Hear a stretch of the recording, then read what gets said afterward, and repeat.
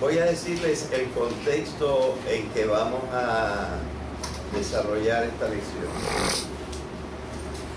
El contexto es el que nosotros estamos desarrollando una introducción al curso de Grecia, en la cual introducción nosotros estamos viendo cómo es la cultura del hombre. Y estamos hablando de la cultura porque en el semestre pasado, en mi curso, desarrollamos la naturaleza del hombre. El hombre tiene estos dos aspectos. El aspecto del equipo con que nace, que es su naturaleza, y el aspecto de lo que él personalmente o en grupo desarrolla a base del equipo que tiene. Y los diferentes aspectos de su naturaleza corresponden a otros aspectos de la cultura. Y así, porque el hombre tiene una biología, el hombre necesita una economía. La biología pertenece a su naturaleza. El tipo de economía que desarrolla es un producto cultural de él. Pero después de hablar de la biología humana y la necesidad de una economía para sostenerla, nosotros nos enfocamos en las funciones mentales superiores. Me río porque el nuevo nombre es funciones mentales superiores, y antes lo llamábamos alma. El alma son las funciones mentales superiores del hombre. No hemos todavía podido pasar, y ya llevamos por lo menos en las sesiones en que doy 3 cursos de 1 hora a la semana, llevamos 15 clases sobre esto y esta es la 16, pero no hemos podido pasar de lo correspondiente en la cultura a la primera función mental, que es la cognición. El hombre tiene un pensamiento, un intelecto, y con ese intelecto el hombre es capaz de conocer, tiene por lo tanto la cognición. Esa es parte de su naturaleza, una cognición muy desarrollada, muchísimo más desarrollada, increíblemente más desarrollada que la del animal, que la de cualquier animal, incluso los más inteligentes como los delfines. Sí, ahí queda mucho tiempo.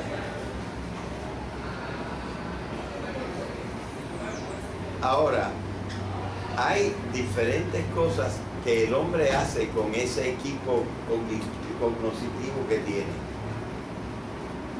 Y nosotros hemos dicho que prácticamente tiene 3 grandes áreas de desarrollo cultural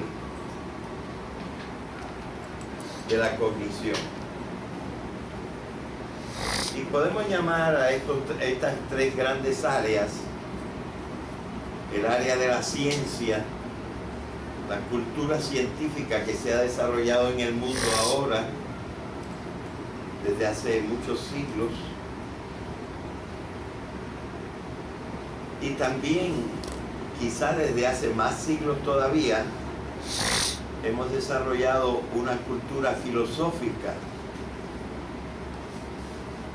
aunque la cultura filosófica es mucho más dispersa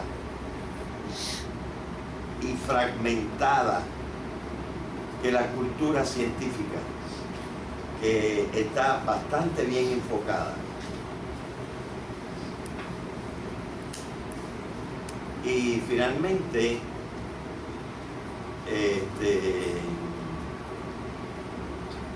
hay otros puntos en donde se ejercita la cognición, el conocimiento, como por ejemplo la religión y el arte.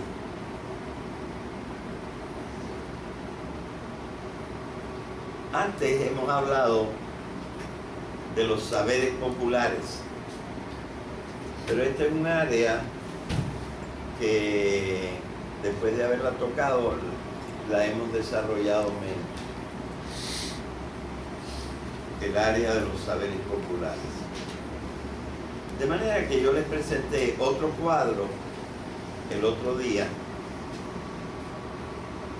que resumía o que sintetizaba en el cuadro estas tres culturas: la cultura científica, la cultura filosófica y la cultura doble de la religión y del arte.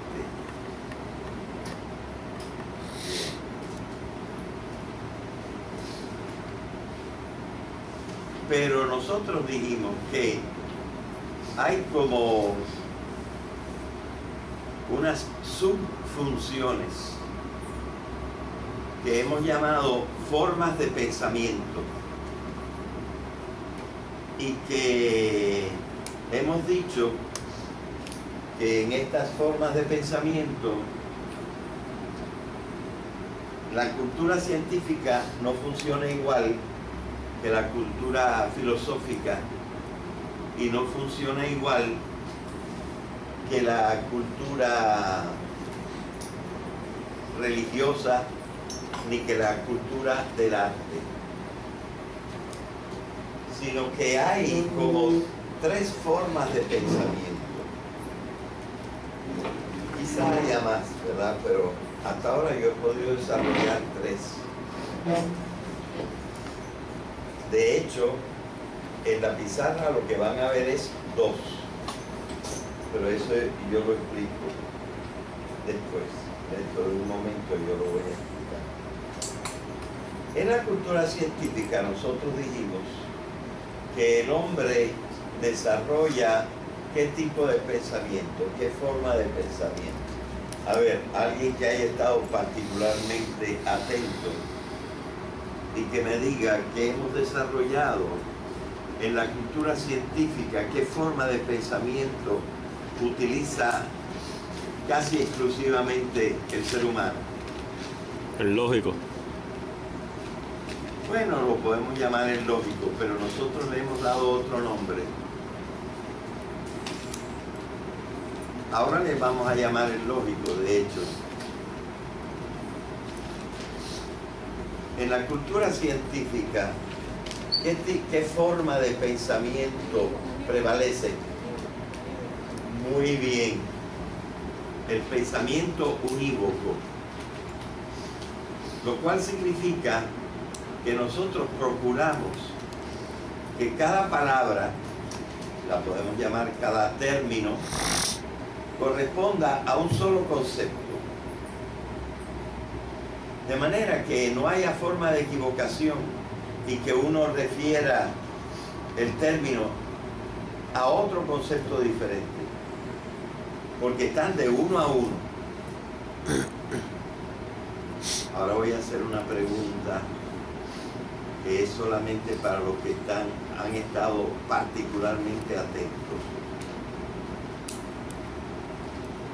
Y cuando un término tiene muchas acepciones, muchas maneras de poder ser interpretado, ¿qué hacemos nosotros cuando queremos usar la forma de pensamiento unívoco?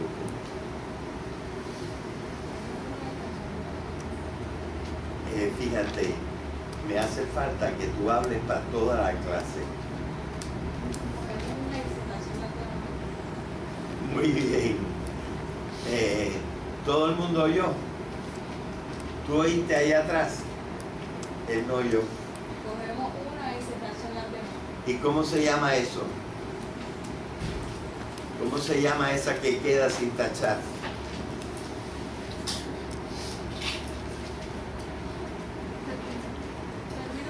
Muy bien, lo llamamos un término técnico,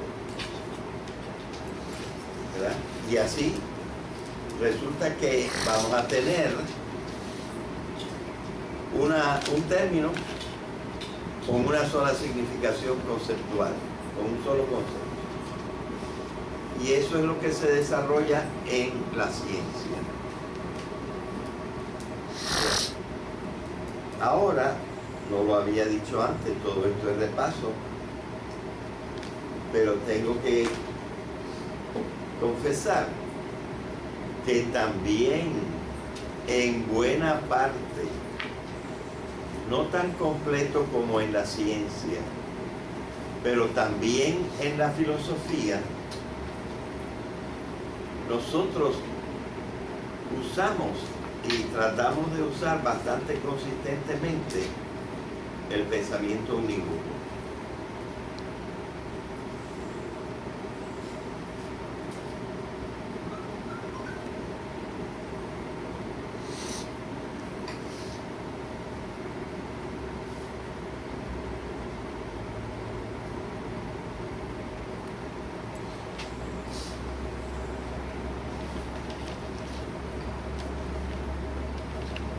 Les podría dar un ejemplo, pero ustedes necesitarían conocer un poco de lógica para esto. En la lógica hay un tipo de razonamiento que se hace con 3 oraciones. Y es el razonamiento deductivo que se llama silogismo.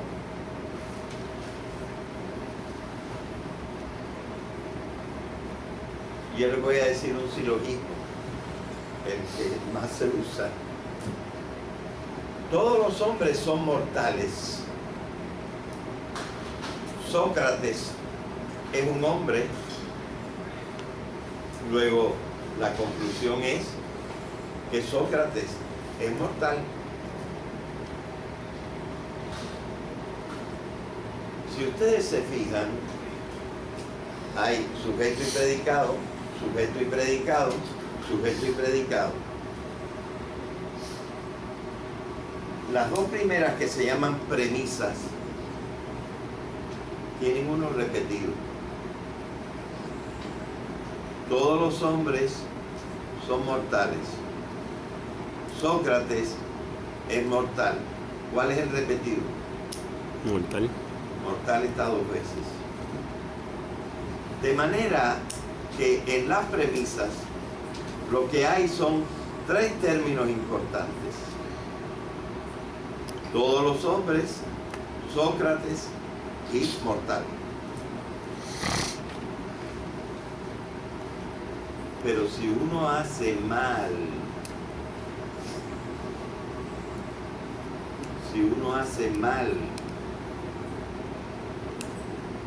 esta conexión y resultan 4 términos, por ejemplo, usando mortal 2 veces en diferentes sentidos, una vez en un sentido y otra vez en el otro sentido, entonces hay 4 términos en vez de 3.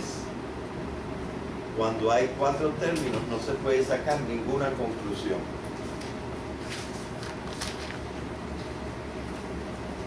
Así que ustedes ven que en el pensamiento filosófico también resulta verdad que nosotros usamos el pensamiento unívoco. No le podemos, por ejemplo, dar 2 significados diferentes a mortal en cada una de las veces que nosotros usamos el término mortal en el silogismo. No sé si habrán entendido ese razonamiento. Pero lo principal que hemos dicho es lo siguiente. También en la filosofía se usa con mucha frecuencia el pensamiento unívoco.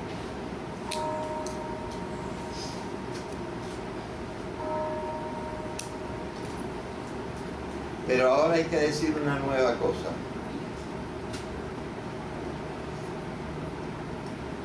La ciencia no puede hablar de todo.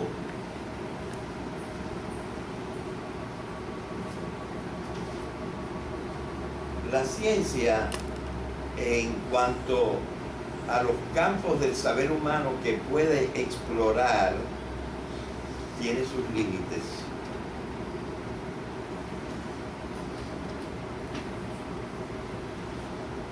Aunque la filosofía también tiene otros límites.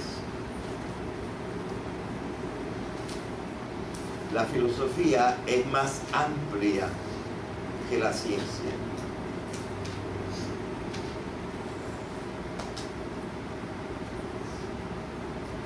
Y para los campos que no se pueden explorar con el pensamiento unívoco, la filosofía tiene que usar otra forma de pensamiento.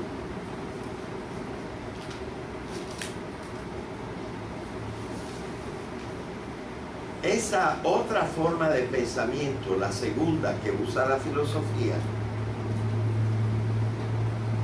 mucha gente la conoce como el pensamiento análogo o analógico.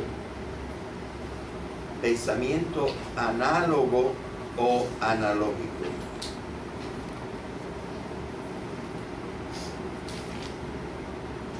En la próxima clase que vamos a dar,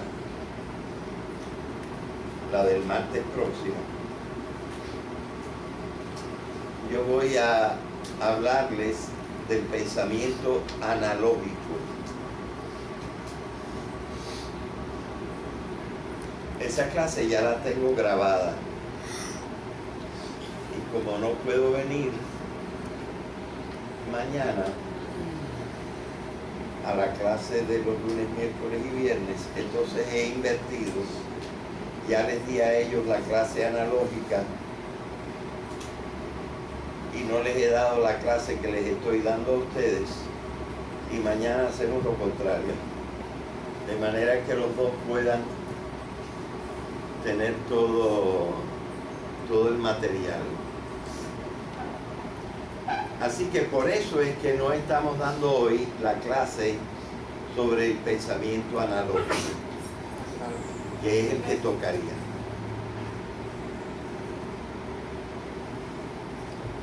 Ahora bien, tanto el pensamiento científico como el pensamiento filosófico lo podemos llamar con un mismo nombre, que fue el que tú dijiste: pensamiento lógico. En el pensamiento lógico entra el pensamiento unívoco de la ciencia y entran los dos pensamientos, el unívoco y el analógico, de la filosofía.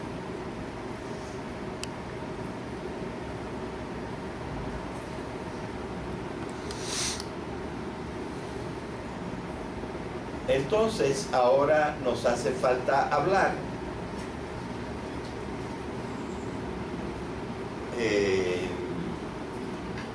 de la tercera función específica de lo cognitivo, que es el pensamiento que hemos llamado metafórico mítico.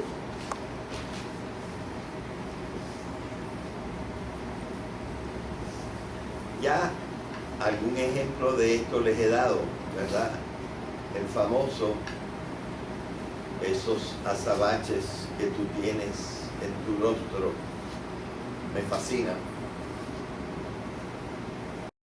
Nos habla del pensamiento metafórico, porque estoy llamando azabaches a una cosa que no son azabaches, pero que yo he decidido comparar con los azabaches, que son los ojos. Azabaches, en este caso, es una metáfora para ojos.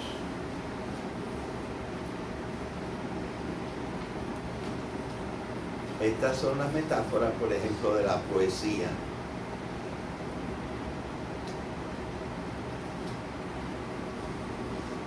Y lo que hace esta metáfora es hacer mucho más agradable e interesante el lenguaje.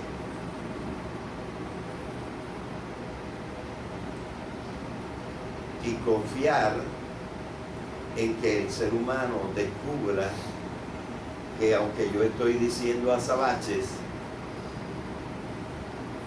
yo quiero entender y quiero que el otro entienda ojos.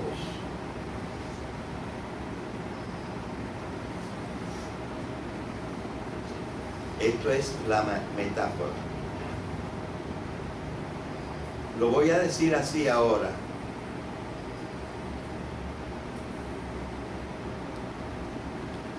La metáfora menciona siempre una cosa por otra.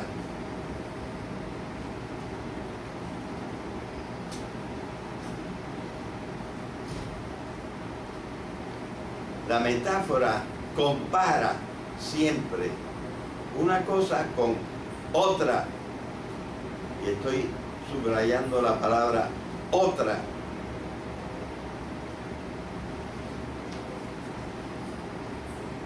En vez de decir lo que tiene que decir, la metáfora siempre dice otra cosa. En la esperanza del que oye, de que el que oye comprenda.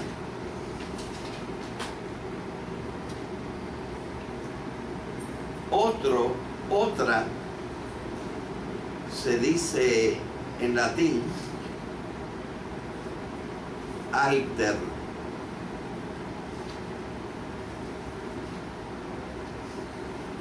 Alter. Entonces, la condición de ser otro se puede llamar la alteridad. La alteridad es la condición o propiedad de ser otro diferente de una primera cosa que tenemos en la mente.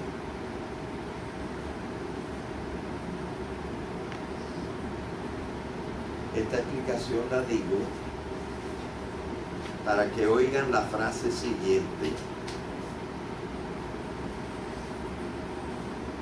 La esencia de toda metáfora es la alteridad.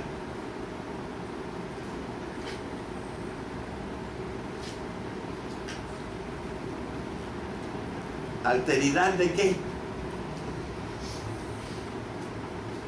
Alteridad de significado. Yo pinté aquí el triangulito de Peirce, ¿verdad? Significante, significado y referente.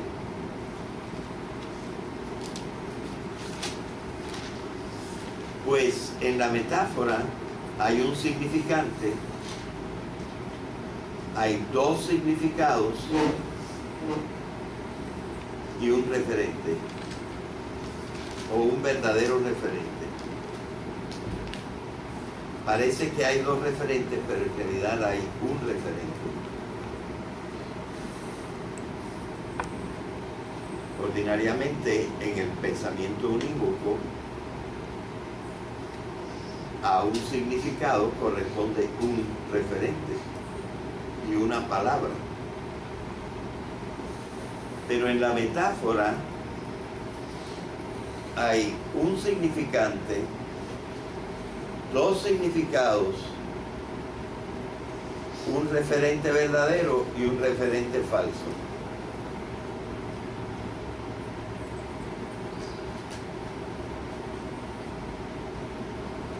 Si yo digo esos azabaches que tú tienes en tu rostro me fascinan, ¿cuál es el verdadero referente que yo quiero enfatizar?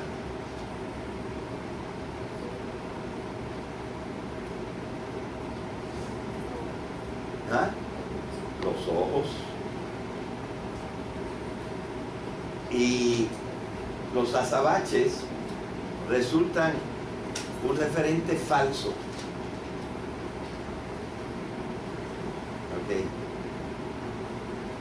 Pero en la metáfora ordinaria, la metáfora poética, la metáfora pictórica,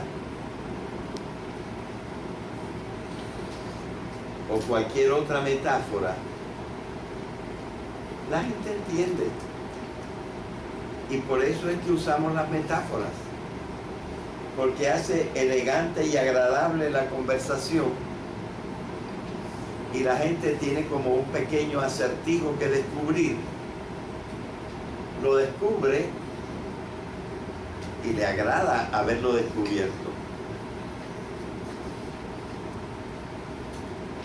Y por eso, en todas las formas de arte, se usa la metáfora.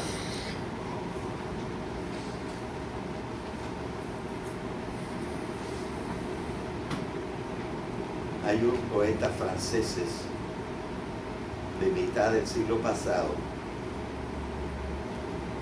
que por ser diferentes trataban de evitar metáforas. Pero eso era nada más para ir contracorriente, porque la poesía y el arte en general y hasta la religión usan metáforas.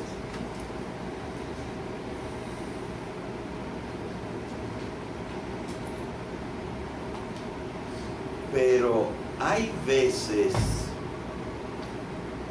que la metáfora es difícil de descubrir.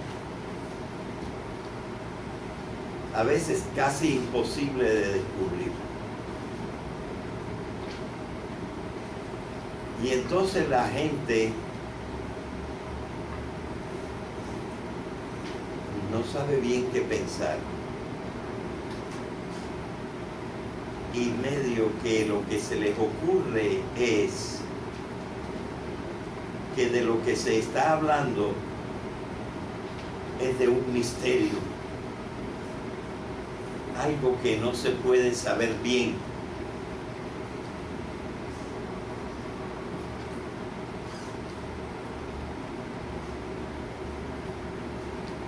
¿A dónde van los hombres malos cuando mueren?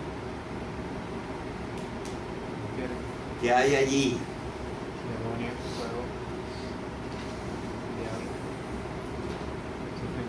Y una de las respuestas es, ¿quién sabe? Nadie ha vuelto de allí. ¡Qué misterio! Alguien nos lo ha revelado, pero no estamos seguros. Cuando la metáfora se vuelve tan oscura, ya estamos en presencia de un fenómeno especial. Y este fenómeno especial se llama mito.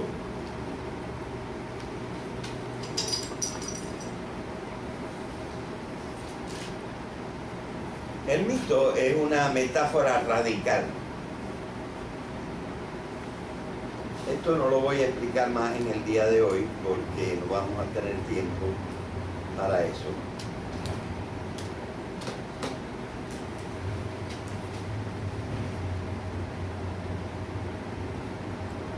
Hay dos sectores culturales que están llenos de mitos.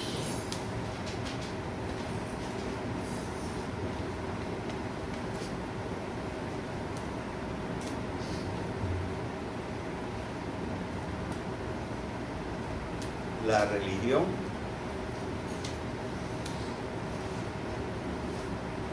y las culturas primitivas.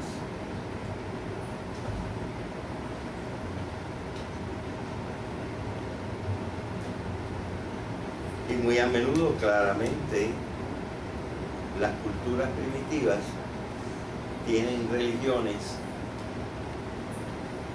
que influyen mucho en el pueblo. De manera que tienen como un matiz religioso.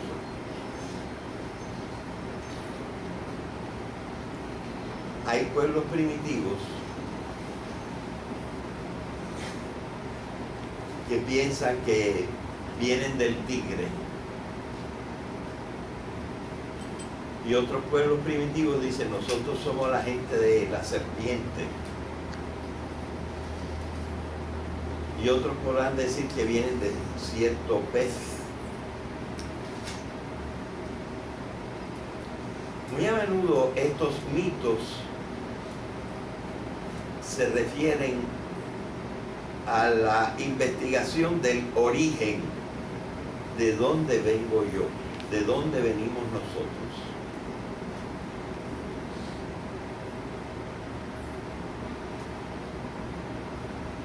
Otros mitos responden a la pregunta, ¿cómo fue que nos salvamos?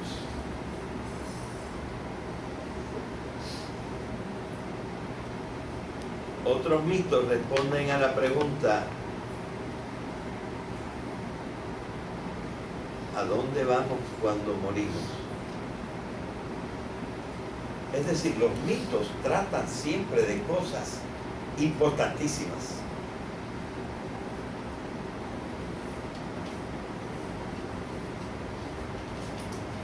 Pero esas cosas importantísimas son casi todas imposibles de conocer correctamente.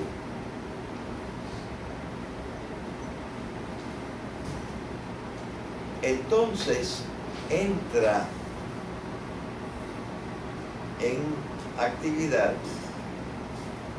una parte de la función cognitiva que se llama la fantasía.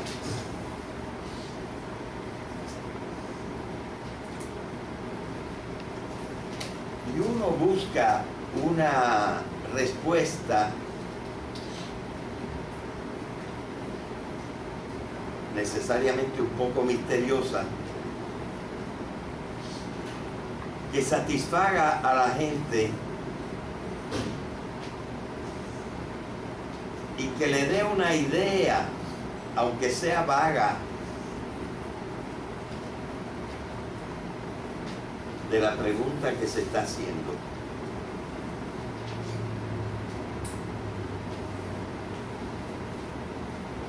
Esto es lo que ha tenido que hacer la religión. Y, por ejemplo, en nuestra religión judeo-cristiana, aceptada también por los islámicos, el hombre viene de una figurilla de barro que Dios hizo y a la cual le sopló después en las narices para que le entrara el espíritu. Spiritus en latín quiere decir aliento, soplo. Lo mismo que pneuma en griego y que ruach en hebreo. Y nosotros, incapaces de saber, sobre todo en algún tiempo, de dónde veníamos, pues aceptamos esta respuesta.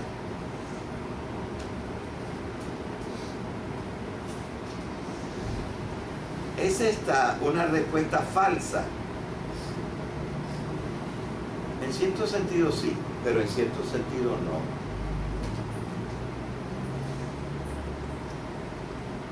En cierto sentido no, porque en la metáfora que incluye viene una relación con Dios.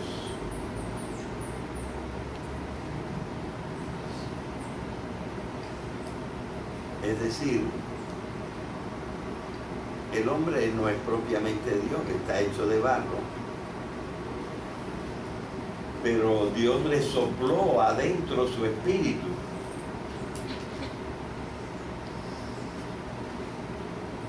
Esto de que Dios le sopló adentro su espíritu puede inspirarnos una idea buena y puede inspirarnos también en parte una idea equivocada.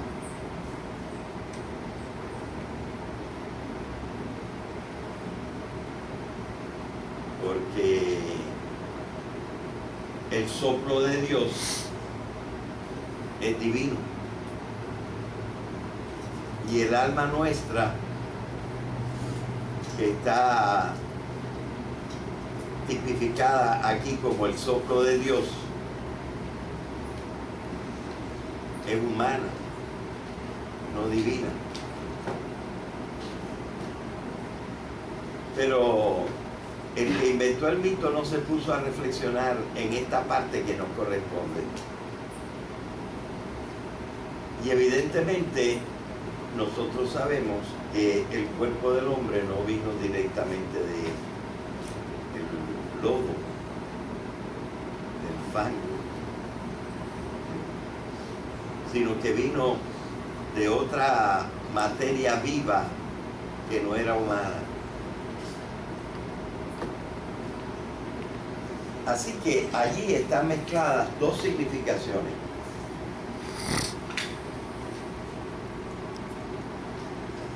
Que corresponden a dos referentes, uno de los cuales habrá que rechazar y el otro habrá que admitir.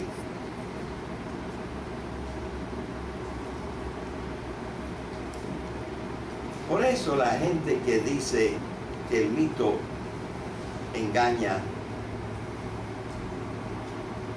no están completamente en lo correcto. Lo que pasa es que ellos no saben bregar con el mito.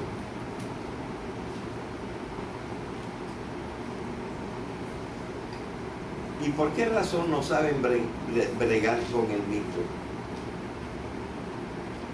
Porque en su cultura hace siglos que no tenían que bregar tanto con el mito. Y entonces están nada más acostumbrados al pensamiento unívoco o a metáforas más fáciles como la de los azabaches y los otros.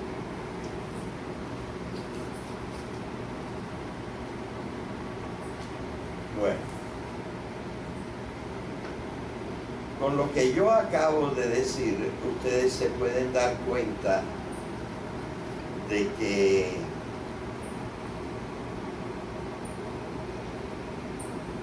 hay dos pensamientos que se pueden agrupar bajo el pensamiento lógico, dos formas de pensamiento. Y estas dos formas de pensamiento son el unívoco y el análogo, que corresponden a la cultura científica y a la cultura filosófica.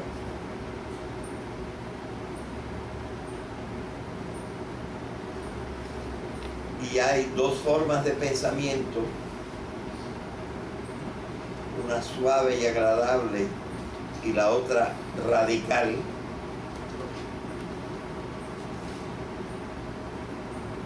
que usan un pensamiento que se estudia mejor cuando estudiamos la parte radical, el mito, pero que en realidad también corresponde a la metáfora poética. Solo que la metáfora poética es fácil de descubrir. Y la metáfora mítica es mucho más difícil de descubrir.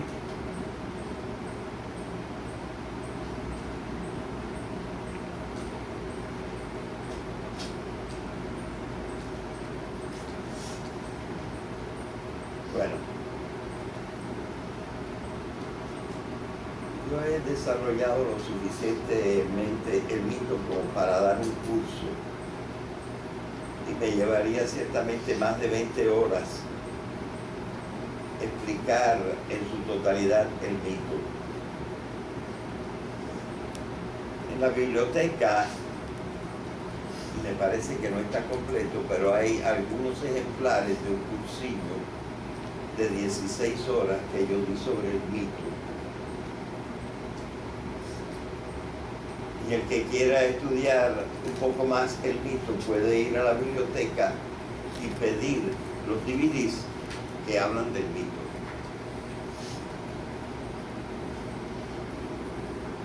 Pero ahora nosotros vamos a hacer una comparación sucinta, una comparación breve, apretada,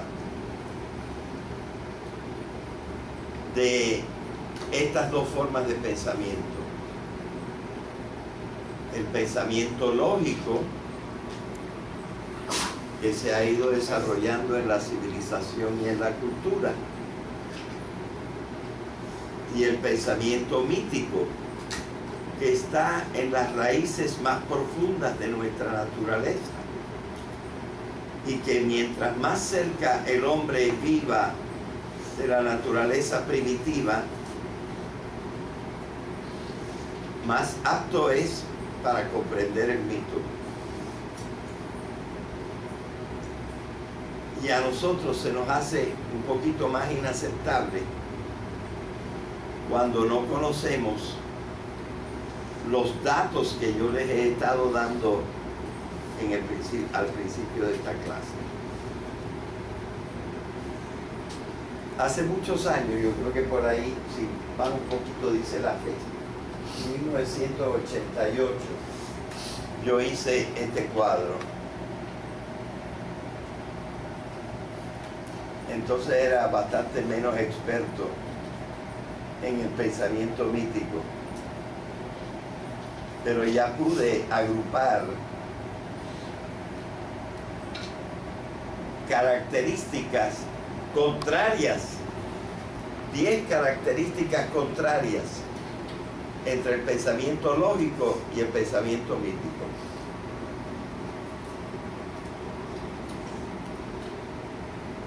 Y la primera parte de estas tablas, son 3 tablas, que están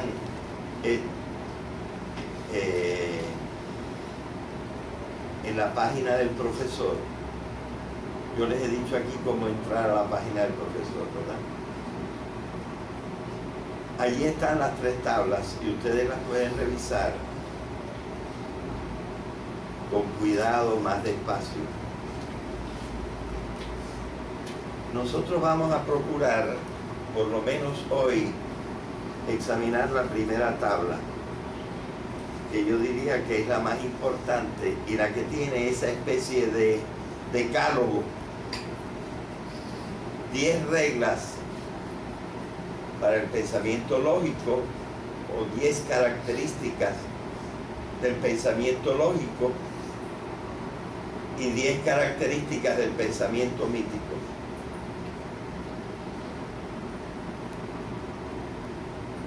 En un artículo que yo escribí en otra revista, pero que a lo mejor ya está en la página del profesor, no recuerdo si la he puesto allí, yo digo esto: distinguir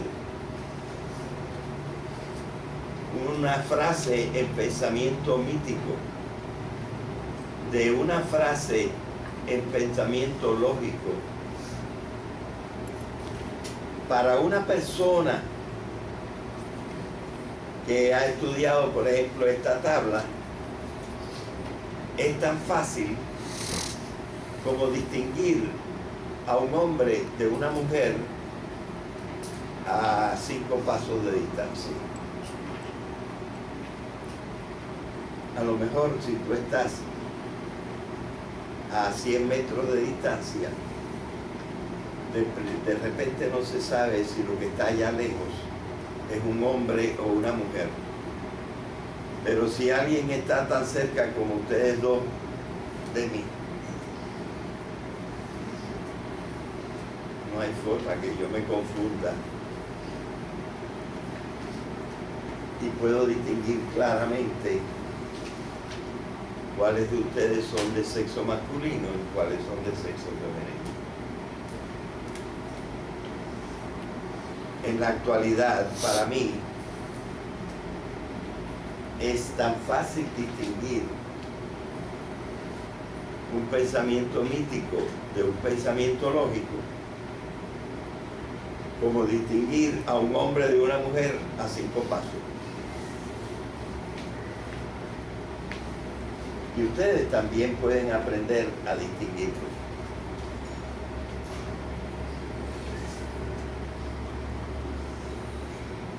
Les voy a dar la principal cosa para distinguirlo. Y no está entre las 10. Me parece que esta la descubrí después.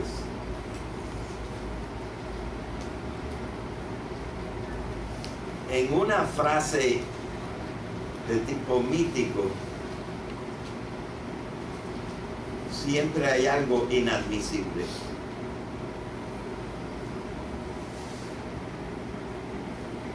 Ya esa es la principal pista.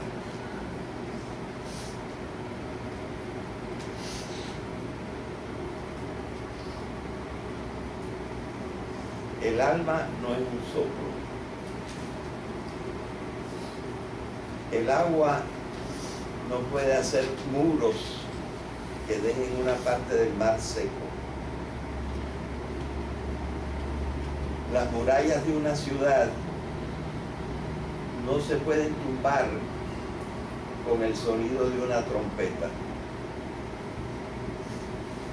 como le pasó a Josué delante de Jericó.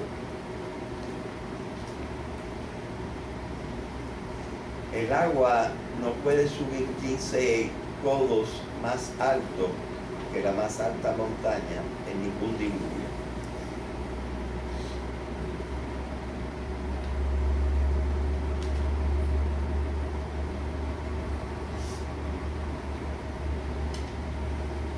No hay ningún cielo arriba. Subir en el cosmos actual es imposible. ¿Dónde está arriba en el cosmos?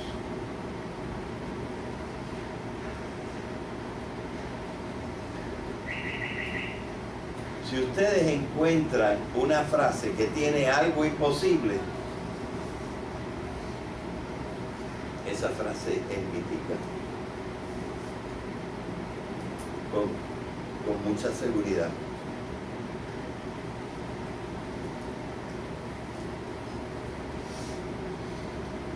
Claro que la ciencia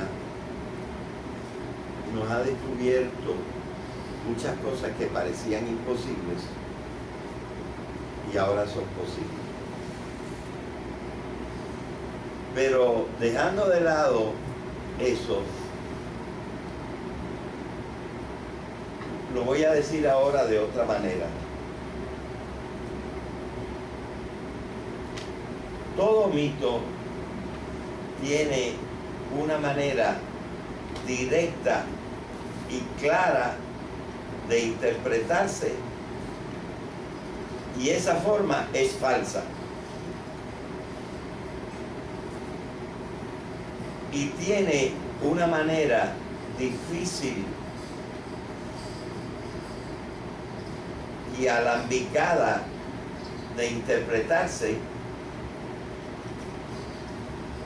y esa forma puede, no necesariamente en todos los casos tiene, pero puede tener una profunda significación.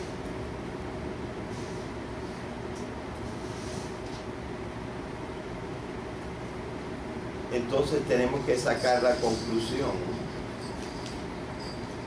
de que el mito no se puede rechazar de la vida humana. Hay muchas cosas dichas que nada más han sido dichas míticamente. Y nuestro gran desafío es encontrar qué quieren decir.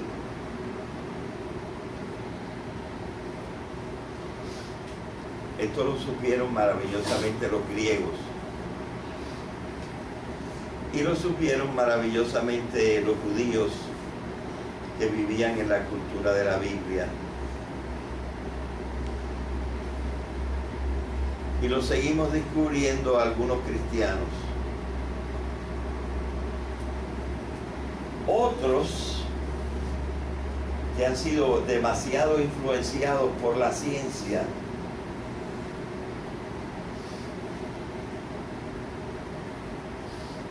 miran al mito y dicen, no, yo voy a interpretar el mito como está escrito y no voy a inventar una interpretación personal del mito.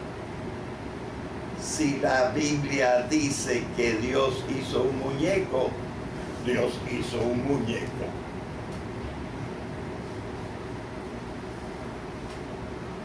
Y de ahí viene Adán.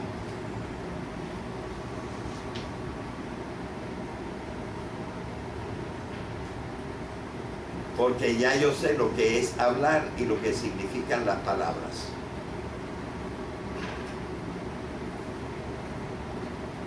¿Sí? Tú sabes lo que significan las palabras en el sentido unívoco, que es el sentido habitual en que tú vives. Porque hemos pasado de una cultura abundante en mitos a una cultura abundante en ciencia, y lo único que tenemos son pseudomitos. Por ejemplo, que el dinero da la felicidad. Eso también es un mito. Pero es un pseudomito, es un sucedáneo moderno, un reemplazante, un sustituto moderno de los verdaderos mitos significativos del pasado.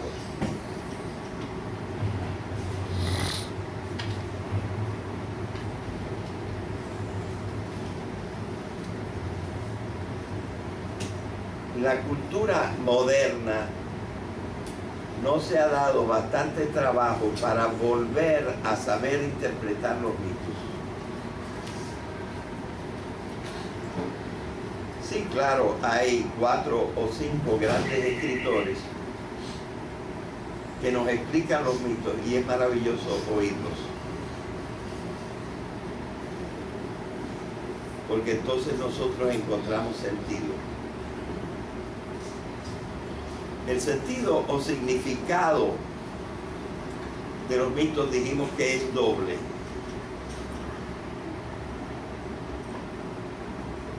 Un sentido recto que usa las palabras en el sentido que las palabras tienen,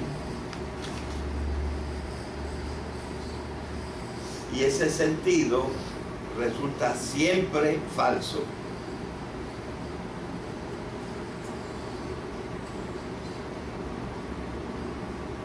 Y un sentido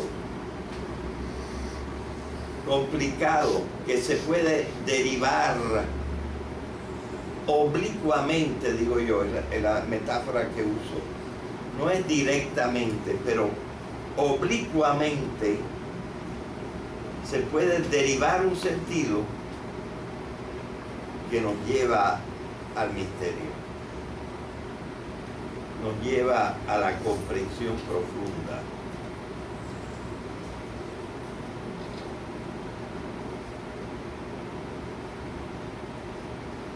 Así que allí aparece de nuevo el concepto de alteridad. ¿Recuerdan lo que dije de alteridad?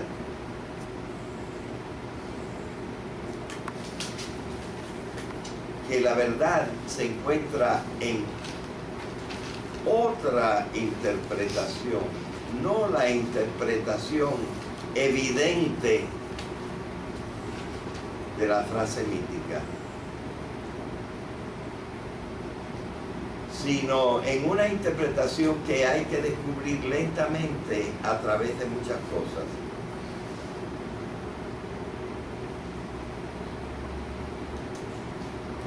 Curiosamente, un grupo cultural que nosotros llamamos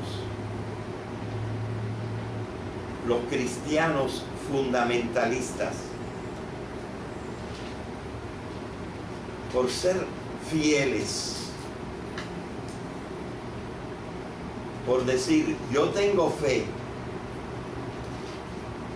escogen siempre la más obvia de las significaciones.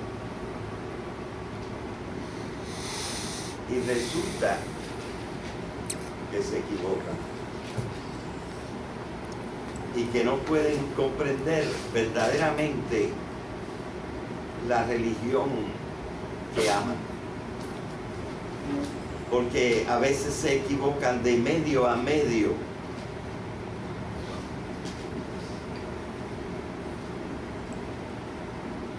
Es lo que piensan.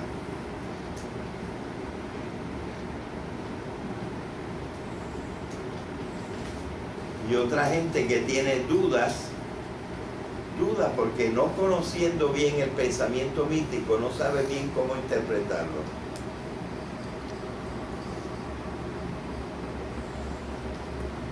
Pero si tú te encuentras con una frase que te afirma algo imposible físicamente, biológicamente, lógicamente, las probabilidades son 98 de 100 que te encontraste con una frase mítica. Pero si buscas bien, por algún lado te va a salir una interpretación aceptable.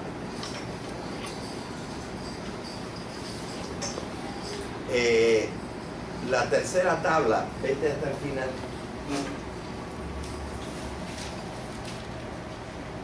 La tercera tabla, esa,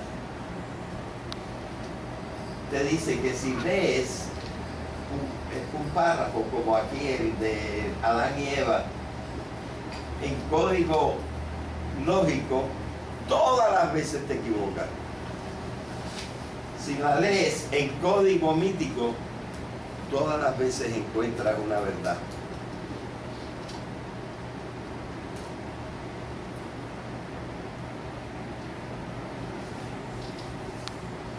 Esto hay que leerlo despacio en la página del profesor.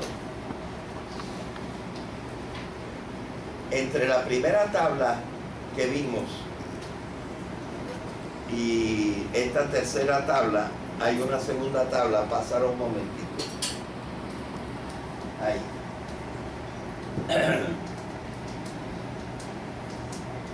Esta tabla habla de algo estadístico, es decir, que no es exacto al 100%.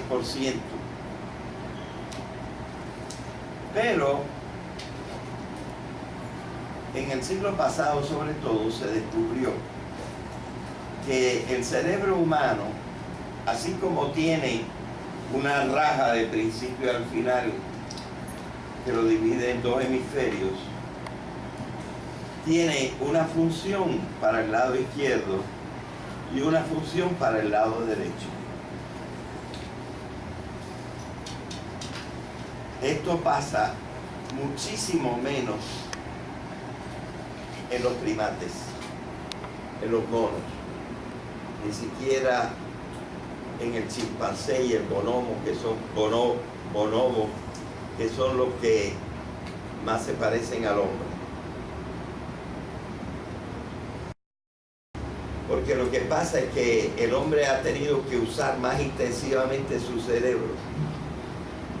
Y entonces, en vez de repetir lo que hacía acá, repetirlo acá, ha tenido que usar esto para unas cosas y esto para otras cosas.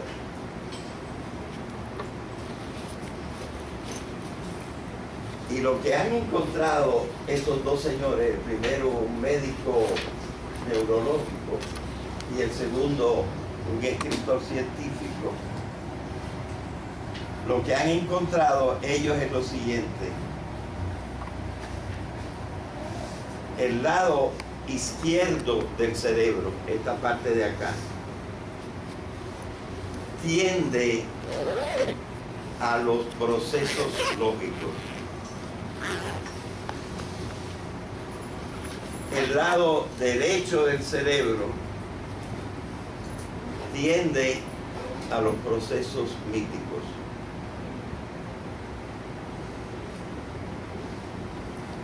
Igual que tenemos gente que es diestra y gente que es zurda,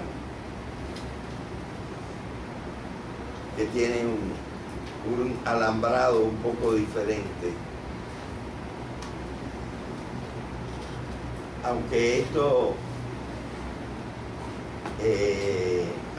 esto es nada más de valor estadístico, porque hay gente que lo tiene diferente, sirve para hacer esta reflexión.